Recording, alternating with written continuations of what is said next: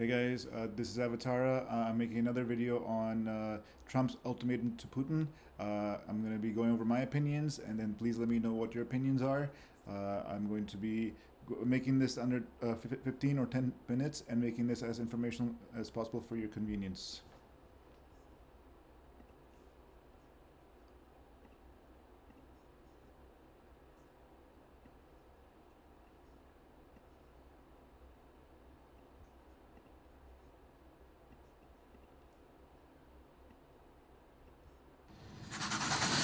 I'm disappointed in President Putin.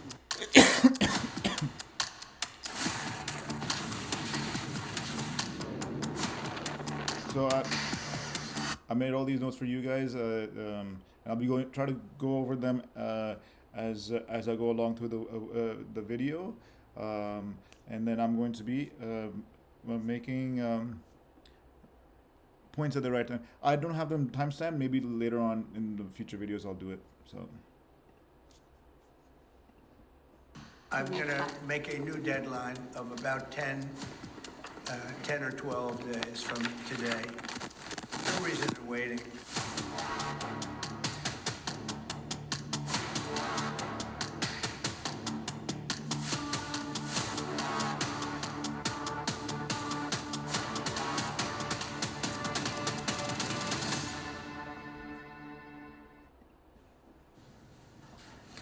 Just last year, Donald Trump wanted nothing to do with Ukraine. He said it wasn't America's fight and Europe should handle it. He campaigned to end the war in 24 hours. On day one, his first day in the White House, he wanted the war to end. Then after taking office, he praised Russia. He called President Putin a genius. He brushed off the Ukrainian leader. Zelensky was treated as a nuisance. But of late, Trump has changed his tune. He's cozying up to Ukraine and he's slamming his BFF Putin. Trump has now given Russia a new deadline, a deadline of 10 to 12 days. Declare ceasefire or face sanctions. Yeah, I'd say 10 to 12 days. I'll announce it probably tonight or tomorrow. That doesn't look professional, but There's no reason to wait. If you know what the answer is going to be, why wait? And it would be sanctions and maybe tariffs, secondary tariffs. You know what a secondary tariff is? Well, 2 weeks ago, Trump gave...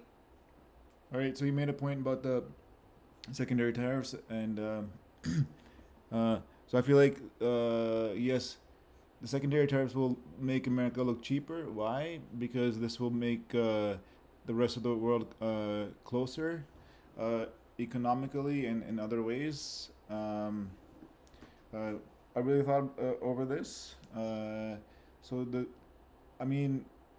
Because America is getting the best price on the market, and then the other countries are getting the best prices on the market. So I don't know how this will make. This is definitely making America look cheaper, which will, because America is so far ahead, has so much power, and has so many different sides to it. America, I don't know how it will. If it will have an opposite effect. in 50 days, 50 days to halt this war in Ukraine. But now he says there's no reason to wait. He says he's had enough of stalling, of fake promises, and of the endless bombing. Now this is the most direct stalling, of fake promises, and of the endless bombing. Now this is the most direct threat that Trump has made against Russia. And it's caught everyone off guard. You know, Russia could be so rich right now. Instead, they spend all their money on war.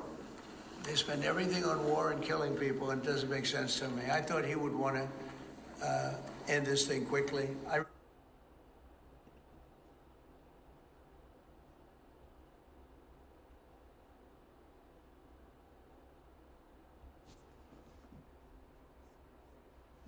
Okay.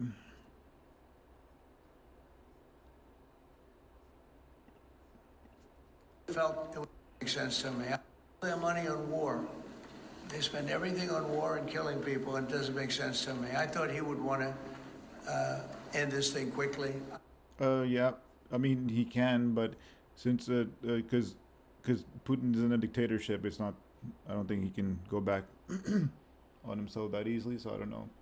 Yeah, let me know what you guys think. Can a dictator back down that easily? So even though I do not approve this war, I want this war ended. I don't know. Putin is not trying. He, I don't. I want like a democracy in Russia. I felt it was going to end, but every time I think it's going But to end, it is a dictatorship, so it's not that easy to back down. he kills people. Well, this is not the Trump we've known for years. He's always liked Vladimir Putin. He's had a soft corner for the Russian president. So what explains this change of heart? Well, you could say it's part frustration and part optics. Behind closed doors, Trump believes that Putin is stringing him along. The Russian president may talk about peace, but he's still bombing Ukraine. Even the First Lady pointed it out, and that seems to have hit Trump hard. I'm not so interested in talking anymore. He talks, we have such nice conversations, such respectful and nice conversations, and then people die the following night with a missile going into a town and hitting, I mean, recently, I guess, the nursing home, but they hit other things. Whatever they hit, people die.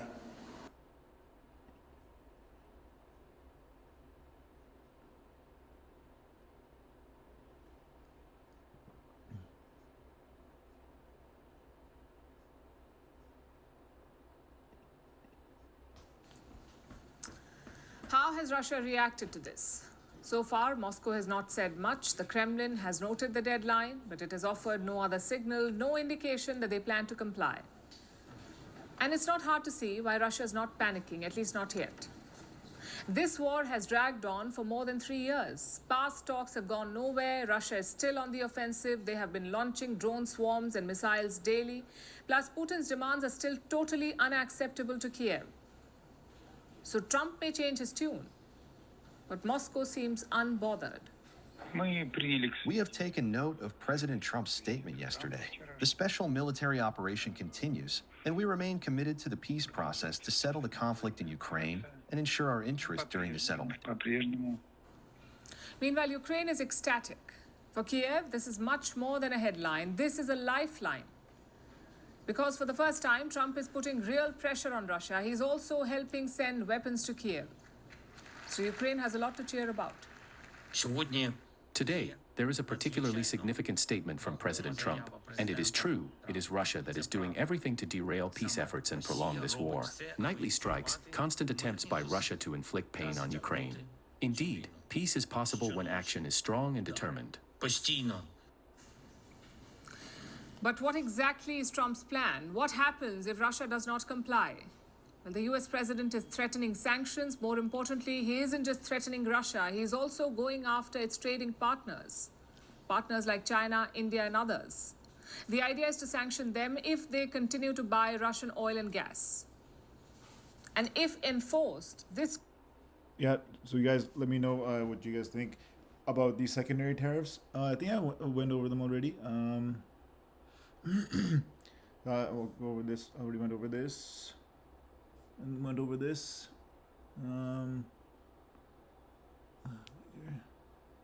Yeah. Yeah. disrupt global trade. It could isolate Russia from the global economy. Of course, it could also backfire badly. And here's where it gets more interesting. Putin is headed to China in early September. They'll have a massive military parade marking the end of the Second World War. China...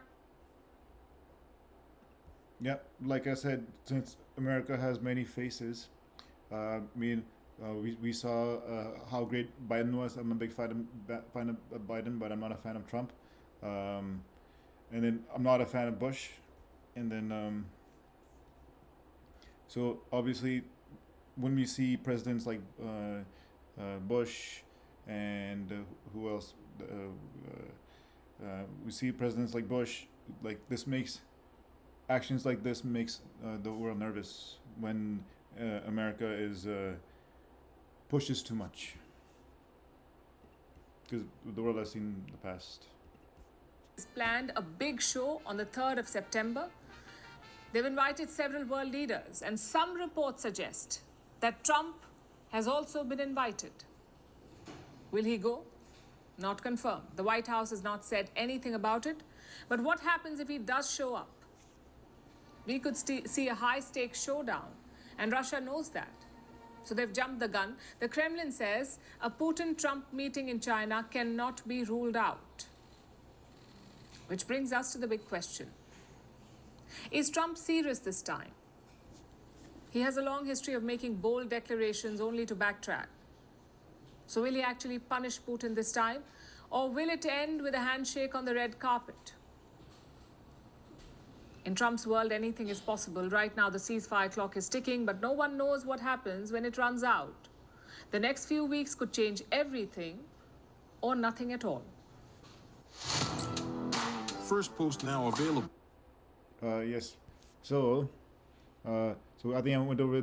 He should not corner a dictatorship too much because Putin is not alone. He has many people in his inner circle. He has to please them. And then Trump is forward and backtracking a lot. I mean, he's just making the world nervous. And then Putin. Putin's. Yeah, obviously, this is Putin is dividing the world into two sides, which could trigger World War III. I do not want that. And Trump is doing the same. He's pushing too much. Trump. We've seen many bad American presidents. And which one? Russia has come out looking weaker because it is too dependent on China and India. Russia's allies themselves are too divided. India and China are divided countries, and it's not really, Russia does not have strong allies or connected allies. And the secondary tariffs will make America look more cheaper, and because this is bring the rest of the world closer. Yes. Okay, well, I think I went over this video. I'll be going over more videos in the future, and then try to make it as educational and as informational as possible. But now let me know, give all your opinions in the comment section below. I have a question for you. Let me know why Putin is not backing down. I would like to know why. I would like to see your opinions. And then everybody's welcome to my YouTube channel. Please like and subscribe, and stay tuned for more videos to come. Thank you.